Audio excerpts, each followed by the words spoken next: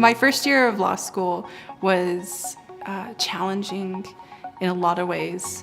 It was also amazing in a lot of ways. I know that my friends from my PhD program, my cohort in that, they talked to me and like, oh, how's law school doing? And I talked to them about it, and I just am so excited about it. And they're like, wow, you're so happy. I didn't know you were such a happy person.